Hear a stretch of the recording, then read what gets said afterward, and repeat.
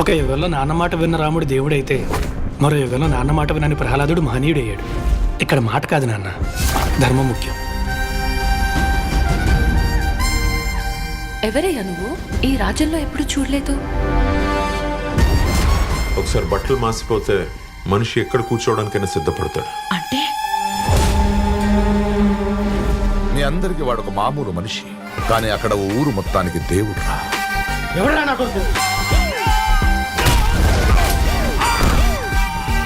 మీ ఊరొచ్చి మీ మనుషుల మీద చేసాడంటే వాడు రాముడు కాదురా, పరశురాముడు. మీకు దండం పెడతాను, నిజం చెప్పండి సార్, ఎవరు సార్ ఆయన? అసలు ఎవడరా నువ్వు?